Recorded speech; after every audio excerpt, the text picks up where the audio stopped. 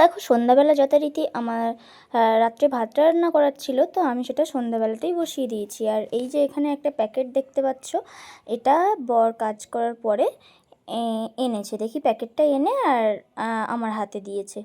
আর যদিও একটু রাগ ছিল, ও তা বের করে আমি দেখছি যে এর মধ্যে কী আছে। আর সন্ধ্যা হলেই স্বাভাবিক খিদে লাগে, আর কৌটোতে কোনো রকম খাবার দাবার না থাকায় দেখছি বাবা হাতে প্যাকেটটা দেওয়ার পরে এত কিছু বেরিয়েছে। তারপরে ও যেহেতু আমার হাতে দিয়েছে, আমি এটা সার্ভ করি, তারপরে দেখা যাক কী হয়। তো দেখতেই পাচ্ছ এখানে চিকেন সাটে আমি দেখছি 3টে, আর 2টো জানি না ভেজিটেবল চপ আছে না চিকেনের কিছু আছে, আমার জানা নেই। আর এই যে একটা সস দিয়েছে, তো আমি খুব আনন্দের সহকারে এটা নিয়েছি। নিয়ে এবারে এই যে বসে আছে মহারাজা, ওনার কাছে দিয়ে আর আমি ভাতের ফ্যান গড়াতে চলে এসেছি। যেহেতু উনি এনেছে, ওনাকেই সার্ভ করব, আমার রাগ আছে না, তার কারণে।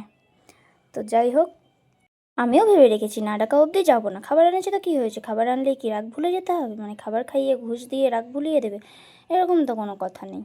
তো যাই হোক, আমার ফ্যান ট্যান ঝাড়া হয়ে গেছে। এবারে আমি গেছি, গিয়ে দেখি উনি বসে আছেন, খাননি। এবারে দেখো মুখে সেই হাসি ফুটে গেছে। দেখো এবারে উনি কত খুশি, মানে আমি রাগ করেছি, উনি সেই রাগটা ভাঙাতে পেরেছেন, এটা ভেবেই উনি অনেক খুশি। তো যাই হোক, খুশি খুশি দুজনে টিফিনটা করে নিই। আর সন্ধ্যাবেলা কিছু না খেলে সত্যিই হচ্ছে প্রচণ্ড হারে খিদে পায়, যা বলবো। বাবারে বাবা, আর রাগ ভাঙাতে হবে না, হয়েছে তো, চলো টাটা।